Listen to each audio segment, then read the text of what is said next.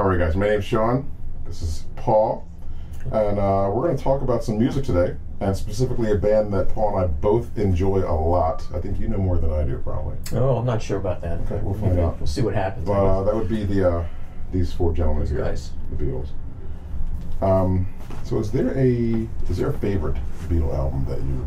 I know that's like the typical. I go back and forth. I sort of starting. I guess right now I'm in my Revolver phase. Okay. And I like Revolver because it seemed to be it seemed to tie two things together. It ties the Rubber Soul together with, and on the other end of it, it ties in Sgt. Pepper. So it's sort of a link between the two of them. Yeah. At least that's what I see, and it's pretty cool. I mean, it really is that transition towards the end of their career, because you've got for better or for worse, Paul's 20s sort of, that's sort of little was it dance hall type of and I'm trying to think of what would fall into that on Revolver, actually. What we've I have the American one here. I gotta brush up on it. Let's see what would fall into that one. Good Day Sunshine, possibly, maybe? Potentially.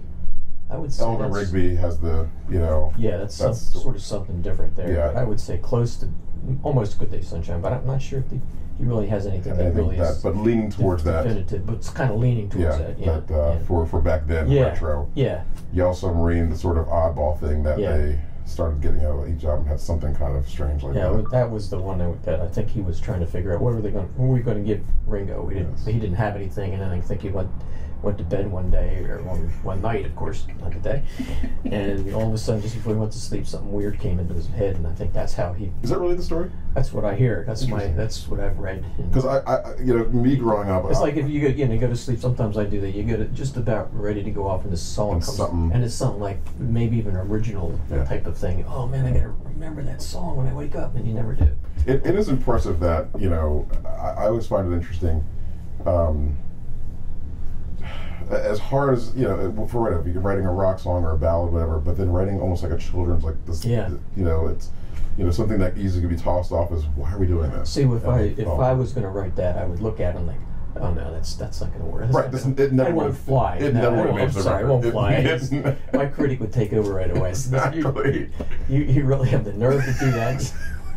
Like 2 bars in, it's like, why am I doing this? What's going on here? But it worked. He made. It's like he had.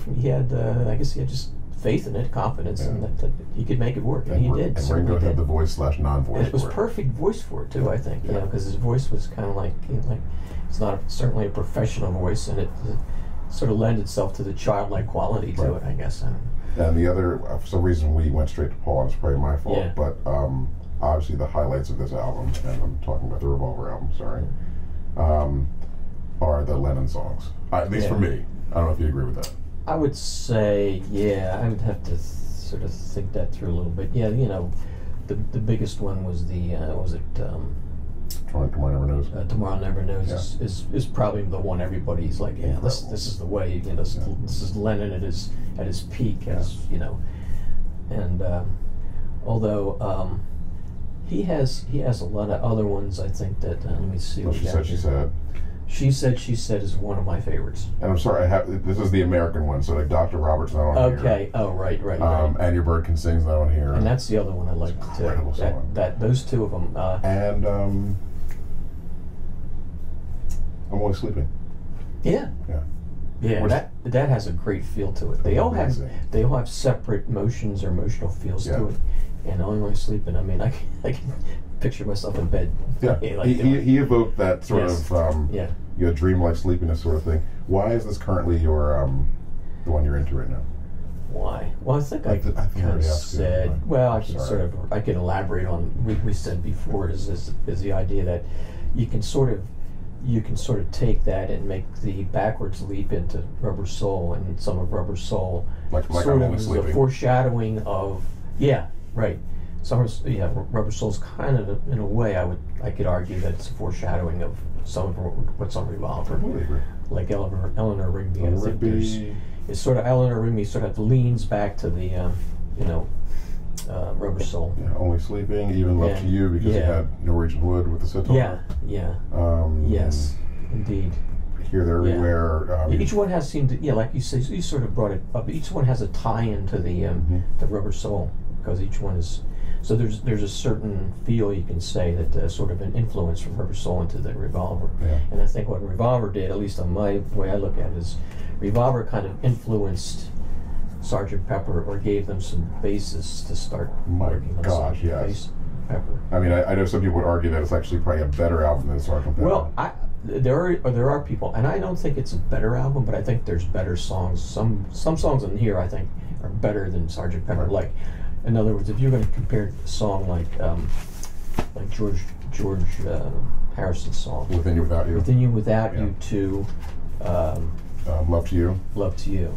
So what is it? Which one is the Indian one on here is Love to You. Okay, is it Love? Okay, Love to You. Okay. And on here it's Within You Without You. Okay, the one on this one is Love You Too. Okay. Or Love You Too. Sorry. Yeah. Wow. You messed me up on that. Sorry. That's okay. Sorry. Wow. No, that's all right. No, I understand that, because I'm the same way.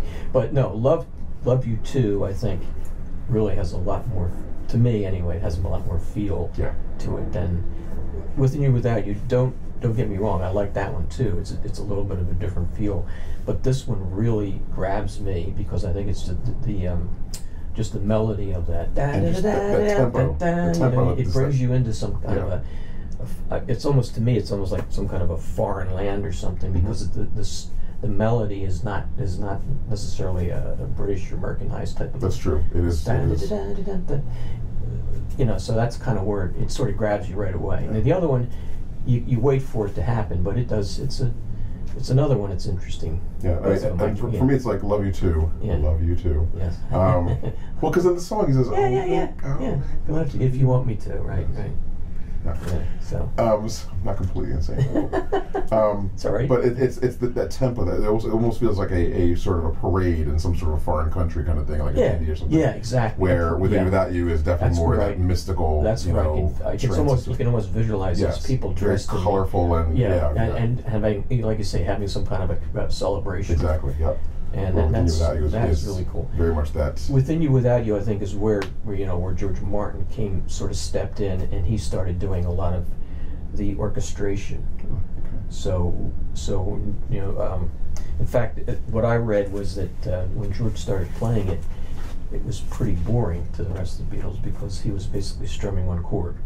In fact, I think Paul McCartney said something like that. When he first introduced it to us, he was like hitting one chord, and we're like, all right, that's nice. It's an Indian song. We understand it's an Indian song, and we usually have a drone. Yeah. But what's happening here? And if you even listen to the Revolver one, Within You Without You, he basically. Well, I should say the Sgt. Pepper one, Within You Without You. It's like da da da da da da da. He doesn't change. He just keeps going da da da da da da da da da da. So it's not like.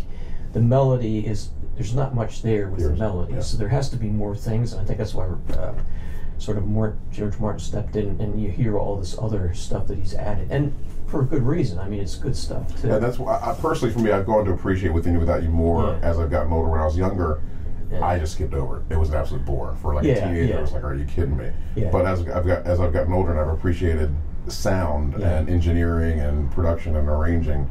Yeah. It sounds incredible. Yeah. And to me, it's the same way. In a way, it's sort of actually, in a way, it's more expansive than the Love You Too. Yeah. But they both have their they're both are compelling songs to me. Anyway. Completely agree. Yeah. Since we're on, I know we're dwelling on George, but the song he wrote for this record that was left off, Only a Northern Song. Yeah. Would you have opted for Within You Without You, or they weren't going to give George two? I can understand his feeling about that. It's pretty like ripping their label kind of thing. It's a real rip on their label. Yeah. I can see why they wouldn't want to put him on there. It's hard. It's hard for me to appreciate. I mean, in a way, I kind of like it to some degree, and I kind of like that it's the way he his wording or his lyrics, how they sort of ripped it. And I kind of after reading a lot about how the original contracts and how they kind of basically gave away their musical rights, their music rights. I can see where he's coming back, and I can see where he's coming from, and I sort of agree with him too. And so it makes sort of it's a nice song. I say nice song.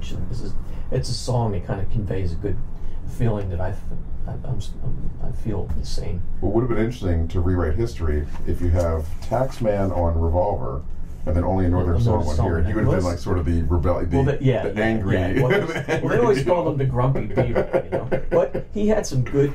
But like Taxman, it was great. It was 1 for you, 19 for me. I mean, great song. Oh my gosh, so heavy. Declare the pennies on your eyes. Yeah. You know, it's like what the heck? That's great. Like, did you come? Now I did hear that maybe Lennon helped him write it. Really? I don't know if that's the case. Lennon said some of the verses he helped him with it. So I don't know whether Declare Your Pennies on the Air was his, but whoever did it, I thought it was great. You know, beware of those who are dying. Declare the pennies on your eyes. That's cool. Great stuff. Yeah. Okay, well we touched on that mid period. Right. These two here. Where else should we go? I have a couple way back when or. Way back? First album? Try way back. I mean, first UK album. It's been a while since I listened to that one, but and that's nice. You got the UK album, which is really the good album. I think one of the things is on the UK album isn't the fact that on the American album, I think they did a lot of they added reverb to it. They really didn't know that. I believe so. Now this this I may be proven wrong on this, but I know there was certain albums that came over, earlier albums that this gentleman over at Capitol called. His name was Dexter. He was one of your engineers, or however, and he thought that this didn't have an American sound. He wanted to impart an American sound to it. Yeah, that's why I like these. I haven't heard too many of them, but a couple of these songs. You can hear this. There's hardly any reverb. Just more or less straight rock. Just more or less the studio itself has got the reverb. Yeah, it's straight. So it's more immediate. It's like you're closer to them when you're listening to them. That's interesting. Like if you listen to the American version, at least in my mind, there's a lot of reverb and it makes it sort of maybe more professional sounding. But I think what you lose is that raw energy and immediacy, because it's kind of washes everything out. So you don't get that. The punch that you do on this record. Because people forget, like, you know, with the Magical Mystery Tour and Sgt. Pepper and everything, people forget, I mean, they were a badass rock and roll band. They kicked ass. Yeah, really. I mean, they surely kicked ass. Yeah, and it's amazing to me they kicked ass so early with the equipment they had. I mean, they had tiny little amps. How did they do that? I don't know. When you see those pictures, it's like, are you kidding me? Paul had this thing called an El Pico amp. It was about this. It would look like a big radio, you know, like almost a boombox. Really? And he played that. He played that into into 61, 62 before he got a bigger amp. All I know is seeing them play the Washington D.C. show when they first came over. Oh, even that. And those amps. Those were. That's the kind we used to practice. I think they were box AC 30s. Yeah, they were 30s. Yes. Exactly.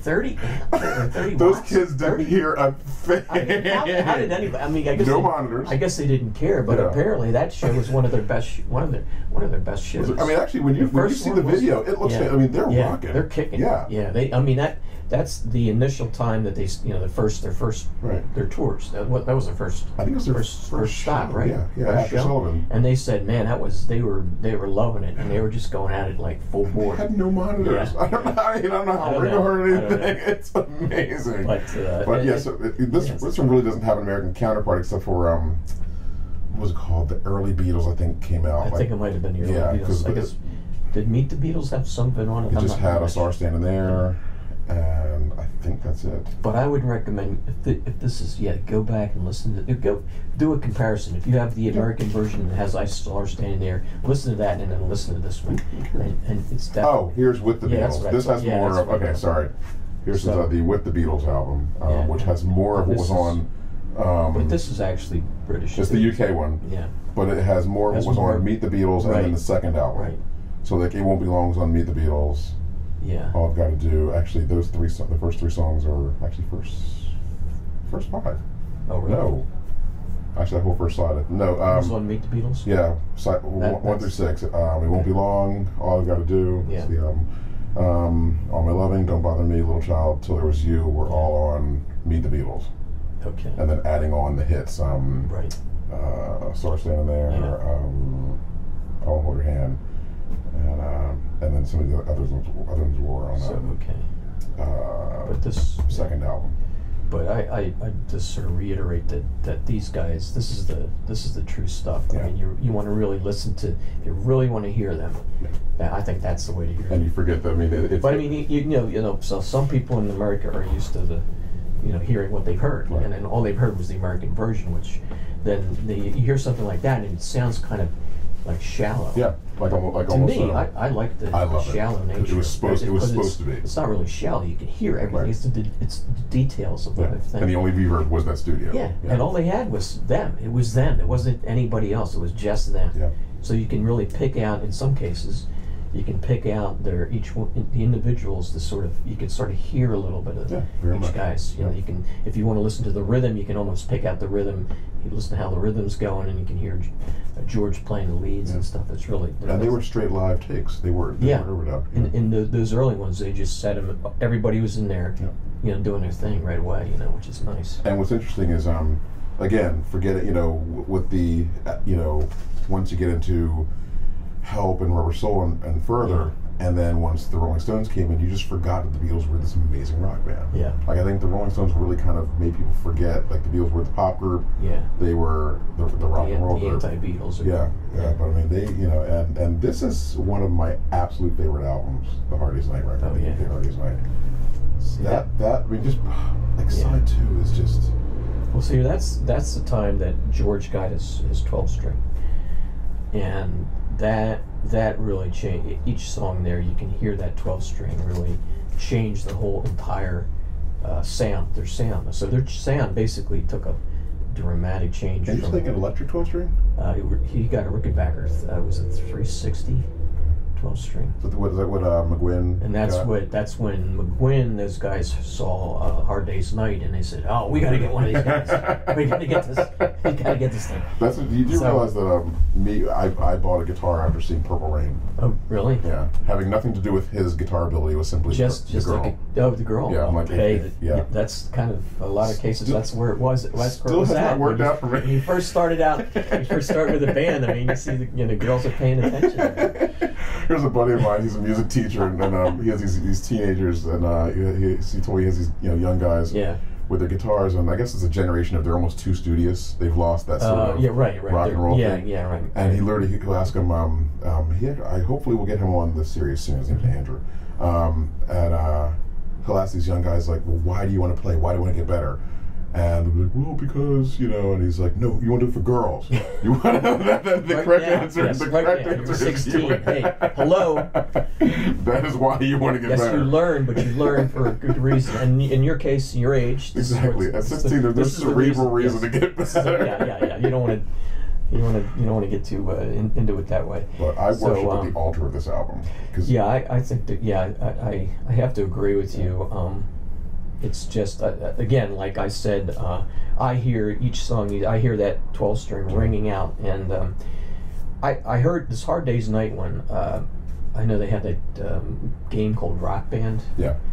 And somehow they were able to, Apple basically gave them the separate tracks for each song.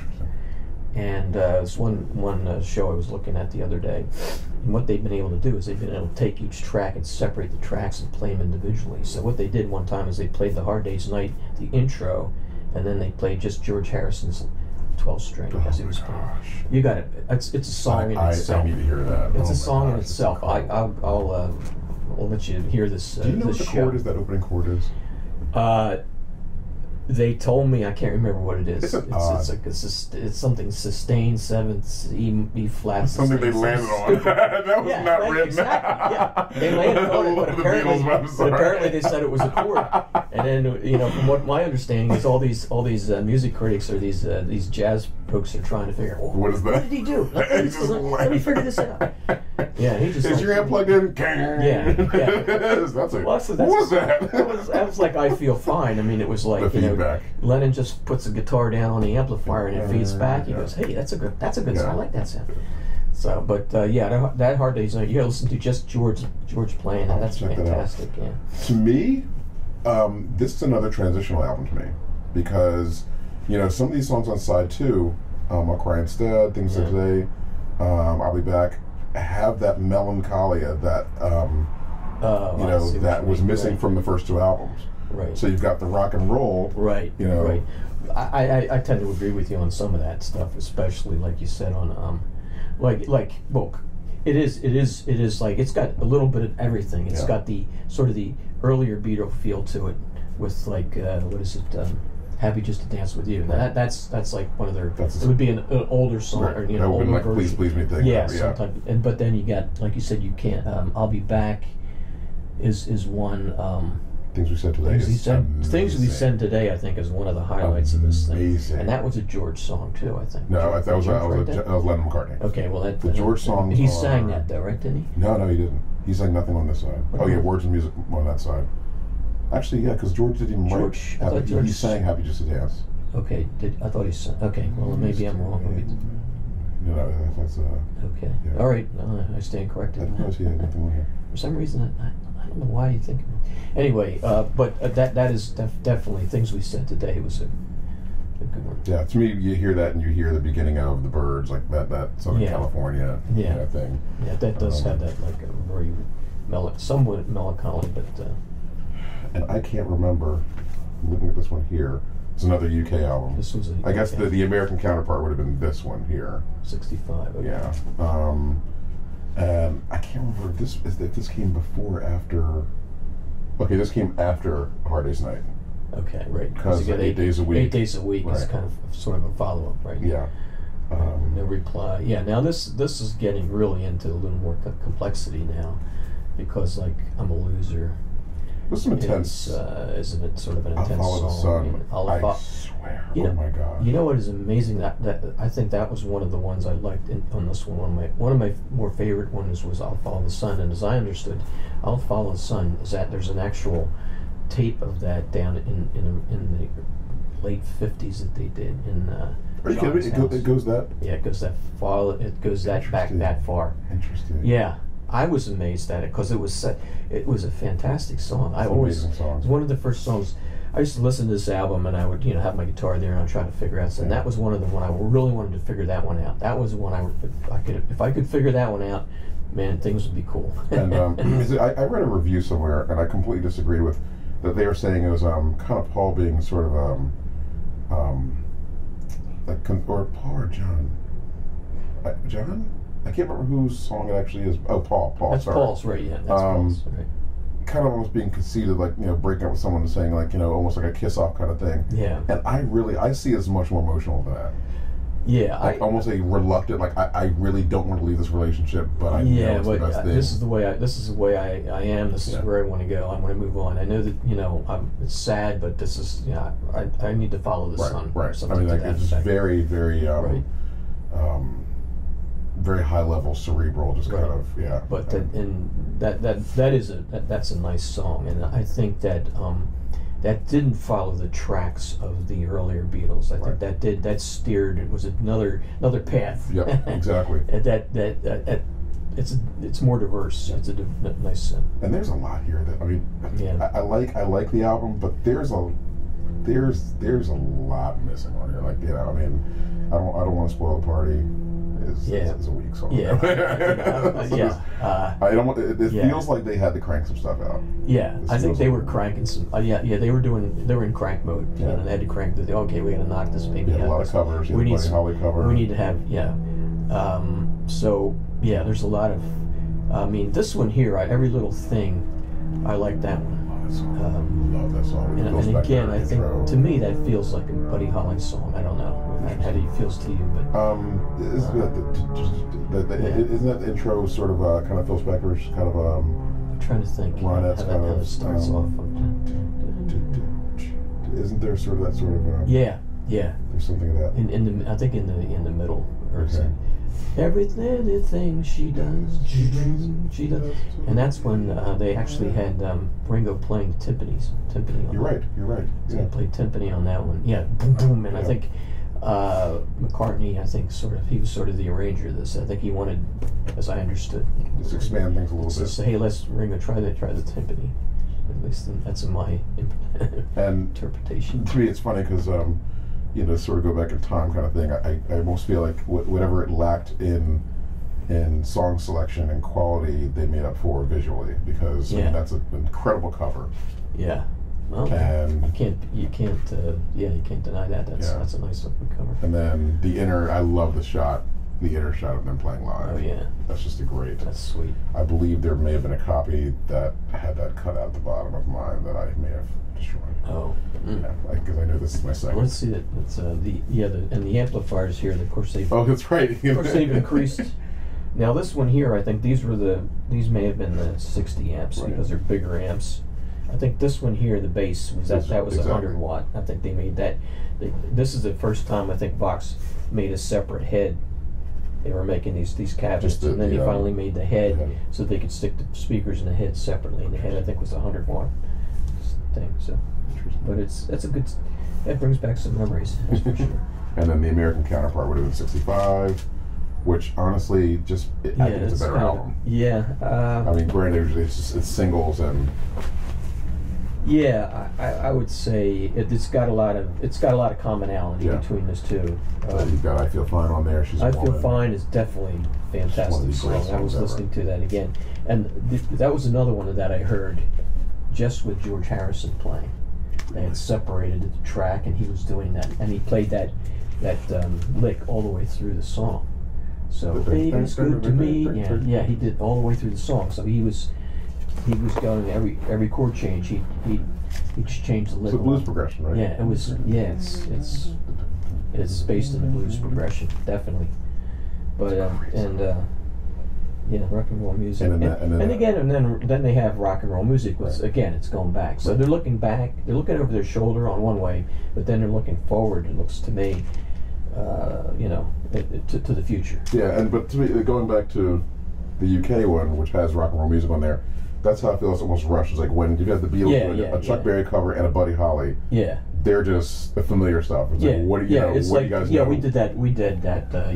They were in the cavern, right? They were probably doing that in the cavern and all. Yeah. So we know this backwards and forwards. Exactly. I mean, we can do it with clock's running. We do it with our eyes closed, and we'll add some stuff to it. Exactly. So there's no harm, no foul in that, I guess, because it sounds good. Yeah. I mean, exactly. I mean, it was kind of nitpicking because it's the Beatles. Yeah. And going the other way, that cover's mortifying.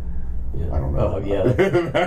I don't get that. You don't know. Hey, look, what the heck? But that mod sort of randomness kind of thing. The thing is, I always remember the album cover, so it just sort of seeped into my brain. And even the coloring, like it's so.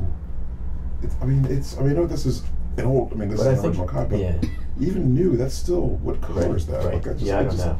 That is not. But it's curb appeal right there. It's the Beatles, and I know. Yes, I know. The big. It says Beatles 65. It's going to go on the shelf. Exactly. It's going off the shelf. I just remember that. I just remembered so well, but that's And do one last one. Yeah. Okay. And we'll do the UK Help album. Okay, Help album. Okay, so Help. Yeah. So let's see this thing. To me, there's a lot of. This seems to be to me, and it's like a lot of emotion. Yeah, it's pre-Rubber Soul stuff. I would say because, like for instance, and again, this is where you're starting to get into the fact that Lennon met Dylan, I believe, right around then. So you've got the Hide Your Love Away. It's Only Love. It's an incredible song. And this one here, and it's amazing because I never had this album, so I didn't realize It's Only Love was on it, and that really to me. That's a Rubber Soul I agree. song. And I've Just Seen a Face. Yeah, and I've Just Seen a Face is a Rubber Soul song. Yesterday was pre, I think. But again, you can see the mix here. They're moving forward, but they never kind of lose the past because Dizzy Miss Lizzy. Right, going back to the going back there, going back to. But again, they move it forward with I Just Seen a Face. Like Act Naturally. I would say that was kind of that's Buck Owens' song. So I don't know. They're kind of tipping their hat to the country, but again, it's sort of I guess it's really contemporary at that point in time. That's what I'm saying. But as much as that may have been looking back for them, Act Naturally is arguably the beginning of country rock. Like you go Act Naturally. You go. I would say that Mr. Spaceman. Yeah. You go flying. No, what was that? The submarine and actually, what's his name? Yeah. the guy who was in the Birds for the one album, Graham Parsons. Yeah, Act Naturally. Yeah, like to be honest, I've argued that Act Naturally is the beginning of, because even Dylan, like no one had really done a country song of a rock band. Right. And then well, you could say, in a way, you can say that they flavored some of their songs with country. Say, for instance, All My Loving. Had a little bit of that. The break that George Harrison does with it. You're right. They get you're right. Yeah, and that was kind of a copy from what's the gentleman's name? I'm losing his name, but maybe it'll come back to me. But he copied this one guy he really liked, guitar player, not Chet Atkins, but it was another guy that like Tommy Rose was a rock. He put out some. Rock. Eddie Cochran? No, but it was. He had Blue Suede Shoes, original Blue Suede Shoes. Oh my gosh, what is his name? Yeah, that's the guy. I can't remember his name. And he also someone's did. Watching me like it's. Everybody's trying to be comment my baby. below. Everybody's trying to be my baby. Perkins, Carl Perkins. Yeah. So that was to me at least what I thought was a lift of. He basically lifted a lot of Carl Perkins stuff off. And if you could say that, then I guess you could almost say then this begat, like if you want to go that that's pretty much that was he issued that as that was basically what it was. It was rockabilly. So it's kind of like this. They were doing a little bit of rockabilly, but again, it's sort of morphed maybe in the country. Yeah. Maybe Act Naturally is full on. Act Naturally is like you can't miss that one. And then from there, you really do. But I think you're right. I agree with you that Act Naturally is probably definitive. If you want to say the beginning of country rock, I would say that would be easy to point to. But again, like You're Gonna Lose That Girl, to me that would harken back to say '60s, the early '60s piece. And Ticket to Ride is so forward looking. Ticket to Ride is so forward. That was so far ahead of its time. And that was another one where McCartney basically arranged Ringo Starr's drums, because if you ever heard that, it goes boom boom. That's an incredible. Boom, boom, so McCartney wrote that. So he kind of he basically, whether he wrote it or whatever, but he just that's the way he wanted the song to go. So he and Ringo, to his credit, picked up immediately. And you got to hear that. And again, I did hear that isolated track of his drum beats. I gotta hear that. And it's amazing because it's not straight. It's not a straightforward beat. He sort of drags his snare into it, but it doesn't go boom boom boom. He goes boom. It's hard to describe it. There was on Ringo's birthday. There was a thing I saw on like Facebook or something, whatever, where it had famous drummers like Questlove and the Foo Fighters guy, the Nirvana guy. Grohl? Yeah, Dave Grohl. And a bunch of other guys just almost saying, like playing Ringo stuff and showing you this guy was amazing. Yeah. And someone has said that he had this lazy thing going on, this almost shuffle. This he had the problem. Well, it wasn't a problem, but it was a problem. It turned into his advantage. But he was actually left-handed. He was left-handed. Is that why he did that? And what happened was when he did a roll. A right-hander would start with his right. He'd start with his left, but it was like it's a different roll. Right. You can hear it. If you see him, you see him doing it. It seems very. His whole drum set is set up for a right-hander. He was lefty. And he was lefty, but he always led with his left instead of his right. So when he did the roll, it was like this. Yeah. It was this characteristic. It looks cumbersome. And it was cumbersome, but that's the way he learned how to do it. But it was a characteristic of him and it's one of those things that a lot of drummers would probably try to duplicate, but couldn't do it because it's natural. Right. For him, it's natural. Right. That's what he's doing. He's trying to overcome that, situation. So he was really taught to use his right hand rather than his left hand, but he was naturally left-handed. So anyway. But that was not interrupt there. I love The Night Before. That is such a beach Boys kind of thing, whatever. Yeah, that was good. And I Need You.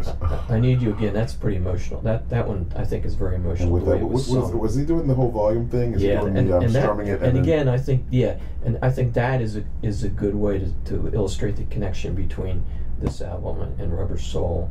In that I think there was the innovations that were happening. Mm-hmm. And one of the innovations was using the volume pedal on I Need You. And he was doing that. Oh, he was using a pedal. He wasn't doing the whole. Because I've seen some guitar players do. They actually got a volume pedal, as I understood it.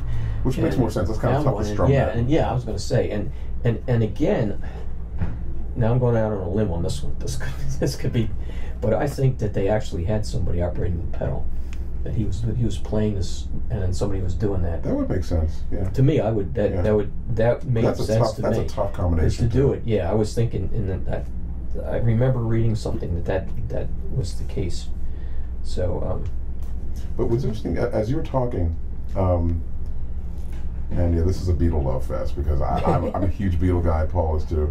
But they really never, even as far out as they got, maybe Magical Mystery Tour, but there was always some degree of harkening back to their roots, because even with Sgt. Pepper, the song Sgt. Pepper is a badass rock song. Yeah, it is. Just that crunchy guitar. Yeah. You know, and granted, it's the only thing on there that really does have any connection to their past, but it's still there. Yeah. And Mystery Tour, really, there's nothing. I mean, that is as far out as they got. And then you come back to the White Album, and there's some great rock and roll in there. And then you're getting into some good stuff, because now they're not. Now they're at the point where they're just saying, you know, okay, we're done. We're doing experimenting. We're done putting this you know, orchestras on. We're done this. We're done that. Let's just sit in the studio and make some music. The thing I find interesting, and we'll get into. I have two more, but it's getting long, and you guys have sat through a lot, so we'll get to this great album and this one here another time. But to me, honestly, just a kind of a hint of things to come. The White Album is so deceptive because there's tons of innovation. Yeah. I mean, it's probably as, you know, in terms of studio trickery and everything, as innovative as Sgt. Pepper. It's just more subtle. Yeah. Instead of just in your face. Yeah, exactly. You know, I don't think it's in your face. It's not really in your face. It's because by now they kind of know, or they've discovered all these things they can do, and then they're just kind of integrating it in. It's like the second thought, second nature. Just put the stuff. This is the way we're going to do it. You know, we've learned how to, you know, double track stuff. Or they have this. They had an automatic double tracking ADT, which is Lennon was usually. He hated singing something again, and they wanted him to sing it again and again. And he said, "No, you know what? I want something. When I sing it once, I want somebody to invent something that's going to put my second voice on there." I can understand. And that's what they felt. I really can. I can understand. It's just like, why the hell do I have to sing it like twice? When I was recording one of my CDs, and the guy that was mixing it was like, record as many vocals as you can, just layer the vocals and everything. And I'm like, oh my gosh, because you lose emotion. Yeah, that's that song that came from the heart the first take. No, it's sort of came from the heart the second take. Every time you sing something, you gotta say, okay, where am I at? Where was I at? You know, and you know, I mean, ideally you want to try to resemble the same emotion as you did the first track. You want to try to get yourself worked up in that state, and you can't turn it on like Take a switch. 13, that girl you wrote a song about. That's why I can't believe in the early some of the takes that they did. They did a lot of takes on a few of those songs. Really did they? The White Album. I'm trying to remember. I can't. Don't quote me on any of that White Album. But I think there was one. I'm trying to remember which one it was. Well, actually, there was one that didn't get on there, which was called "I'm Guilty." Not Guilty. George Harrison, great song. And I think they did. Now, again, don't quote me on this, but I've heard it was like 104 takes. Was it that one? Because and again, we're jumping ahead, but Maxwell Silver Hammer.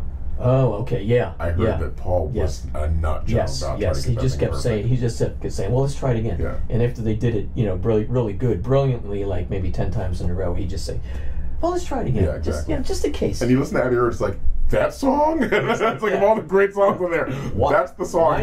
Why in God's name would you want to, what's that going to get you? Exactly. I mean, I can understand Here Comes the Sun, or Because, but Here Comes the Sun, I can see that. Was it Sun King? Sun King, great song. Yeah, love it. And again, you need to listen to the isolated track. They have an isolated track on that. Because I actually love one of the when I argue Ringo's drumming, or as a drummer, because I like the drummer as instead of the guy who could show the the drummer that puts what's needed in a song. I always cite that song because I think it's just a kick. I think he's just hitting the kick drum. I'm trying to remember. He did some toms, I think. I gotta remember that. But I think it's so pulled back. What he used to do, what he used to do with his toms is he used to lay T-tails over the toms, so it would muffle the sound, but you still listen to something. Listen to his drum beat. And you can hear the drums, but they don't boom. Yeah. They just go. They're thudding. They're dull. and it's the toms that are dull. And I think he probably used mallets.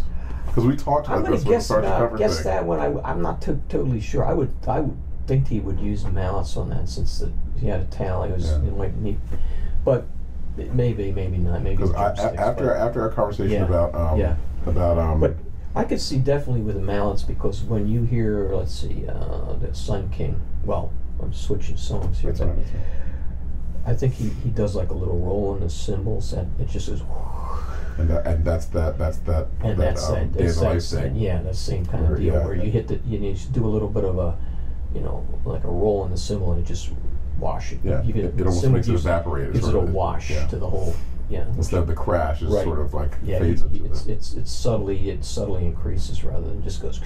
So that's a cool thing. We could talk all day. Yeah. But we'll do another one of these sometime. All right. Paul, thanks for coming by. Well, thank you. Have some Beatle talk. Right. Hope you guys enjoyed it. Okay. And I'll see you around with someone else. We'll talk some music. So take care. Let's see what we got. That's awesome. We'll see.